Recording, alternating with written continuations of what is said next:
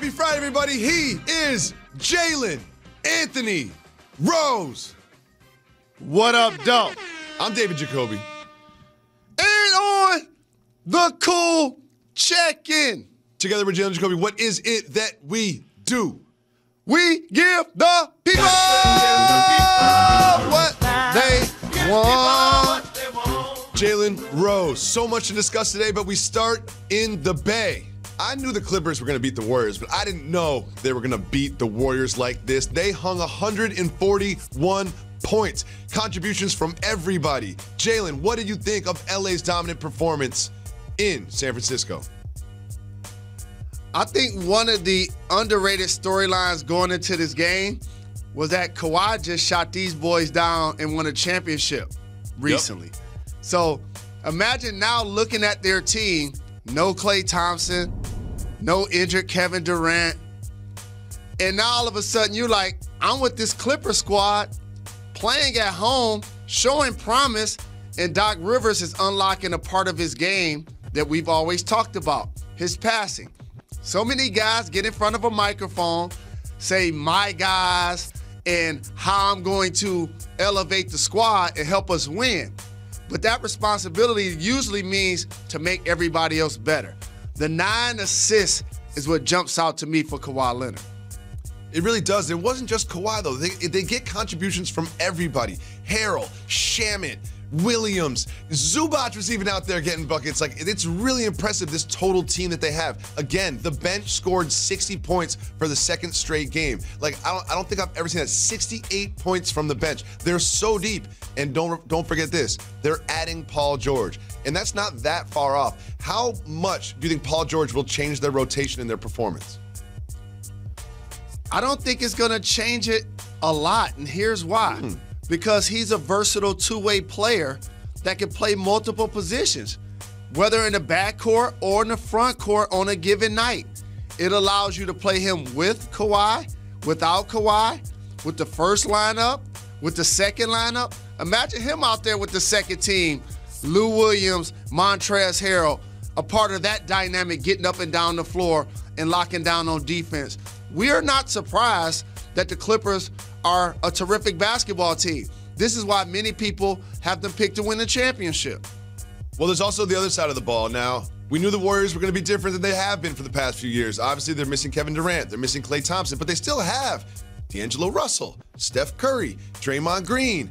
And we thought that they would put up at least a little bit more of a fight against the Clippers, but Steve Kerr, after the game, told us about the sort of new era in the Bay Area. Not great, or it doesn't feel very good. Losing stinks. It's no fun. More the reality of the NBA than the last 5 years we've been living in a world that isn't supposed to exist. This is reality. Nine guys, 23 or younger, and we're starting over in many respects. Jalen, this is the reality of the NBA. This is the new era. What do you feel about Steve Kerr's sort of resignation to losing basketball? Well, what he basically did there was a challenge to his basketball team. As he acknowledged the age of his players, he didn't acknowledge the fact that he have a 2-time MVP in Steph Curry, who's also a 3-time champion, along with Draymond Green.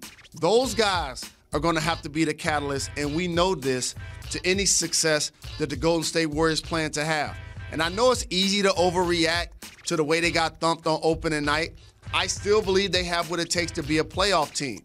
But the challenge is going to be, can they give sustained effort defensively? Draymond Green has already proven that he can lock down on that end of the floor. When you have a young squad, that's the growing pain. And also, Steph Curry, along with his greatness, his nickname, along with his backcourt mate, was Splash Brothers. It wasn't just one. No. And the thing that Klay brought to the table at 6'7" is that he can basically lock down on whoever's the best offensive player in the backcourt on the other team. Now you add D'Angelo Russell, who's a worse defender than Steph Curry. So now you're going to see players try to take advantage of that. I think the Warriors adjust, and I still think they have a better season than a lot of people woke up this morning feeling like they're going to have. Well, we had another big game in the NBA last night between the Rockets with Russell Westbrook and the Bucks and Greek Freak. This was a very interesting game. But sometimes, Jalen, when you do this for a living, you have to admit when you're wrong. And early on in the game, I saw the way that the Bucks were doing that gimmicky defense thing where they're covering Harden all the way on the left side. And here's what I tweeted. Dear Bucks, that gimmicky defense on Harden never works. Well, guess what happened in the game? No! James Harden went 2 for 13 from the field, and the gimmicky defense kind of owned him. Jalen, are you still going to do the show with me? Well, first off, you're the guy that scored 0 this week in a rec league game. Hey, man. So you shouldn't be talking about defense is not working because you know that somebody could get shut down. You're living proof of it. Also, the Bucks have done this constantly when they play against James Harden. And here's what helps it be effective. You're basically playing against the analytics. You remember so many times when I talk about rhythm and taking the best shot available and the lost art of the mid-range. Nobody embodies that more than the Houston Rockets. So what do? You get on James Harden's left shoulder, you force him to use his right hand, but a lot of people do that to us lefties. That's not the issue. The issue is I'm going to take away the 3 and force you to the basket where the Greek Freak, where both Lopez's can now contest you at the rim. And what that also does, it takes away a high percentage pass to the left corner where P.J. Tucker made more shots in that spot than anybody in the league last year. So that's not a gimmick. It's game plan executed A+. The Rockets had to lead throughout the first half and into the third quarter, but the Bucks came back led by a triple-double from the former MVP. What did you see from the Greek Freak? Doing it all facets. And by the way, you see that mid-range jump shot right there? Yep. Over P.J. Tucker, who does a terrific job at basically 6'4" of guarding players at any size. But you notice a couple of things that the Greek Freak improved at. 1, his passing. 2, his handle is better. And 3, now when he dunks, he does it angrily. It's one thing to get the bucket because you're the biggest, tallest dude out there. It's another thing to do it with ferocity. And that's what I saw from him. A beast out there. He taking it personal on every possession. That's what I appreciate. Snarling, lifting up the knees while he hangs on the rim. Like, I liked it a lot, what I saw from the Greek Freak. Triple-double. I love that so much. Triple-double. Jalen, I have some bad news. I thought the Pistons were going to go 82-0. I really thought the Pistons were going to go 82-0. And they had their home opener last night hosting the Hawks, but they forgot about Trae Young. Ice Trae the game. 38 points, 9 assists, 7 rebounds. He was shooting from everywhere. You can't even see where he's shooting from on the screen. Like, he's shooting from so deep that I was shocked that he pulled up from where he pulled up sometimes. What do you see from Trae Young? I remember when I first started this job, and you always try to have different catchphrases and stuff like that. Sure. So I was a guy that, regardless where teams were playing, I would say a suburb when they shot it from deep. So Detroit plays in downtown. He shot those from Auburn Hills, where the team used to play. And for a lot of people who criticized him coming into the league, I remember he was on Get Up, and I did a breakdown with him, and I tried to school the world on something.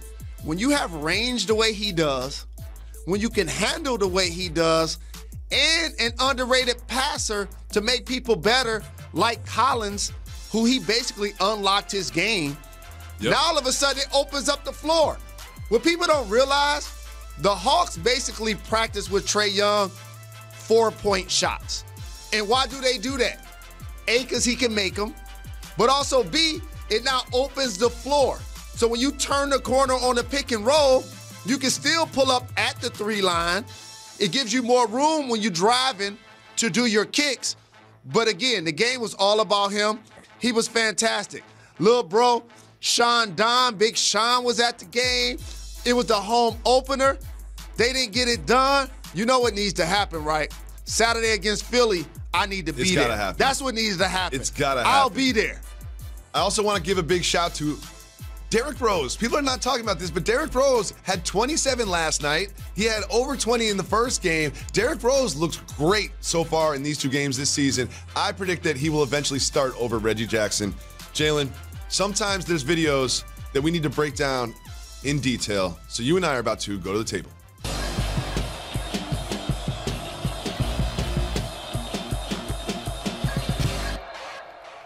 Jalen, we used to work out at the same gym. I've seen your routine. You go over to the treadmill, you know what I mean? You get a little jog, get a little sweat, start out there. Well, you're very familiar with how treadmills work. And this man obviously is not. I don't know. Just watch this video. Tell me what this dude think is going to happen. Like, what is that, no. Jalen? Like, No. What is that? What does he think is going to happen? What is his goal here? I'm not sure what that man's goal is, but I got some advice for him. He need to follow Jim Jones Capo on IG, because he be getting it in with the workouts consistently and learn some moves, because I don't know what that guy would try to do. That looked like a suicide attempt almost. Here's the thing is, if you're about to do something and someone's like, hold on, let me get my phone so I can film you, you probably shouldn't do it in the first place. Like, there's a reason that's the reason this is on film. There's a reason. It looks like that's his girl in the mirror there. She's working out with him. She's like, oh, hold on, before you do that, let me get my phone out. If someone says that to you ever in life, do not do whatever you're about to do. All facts. He could have broke his neck right there. He might have. Who knows? I hope he's okay. When we come back, DeAndre Ayton, 25-game suspension. We'll talk about it after this. Got to give the people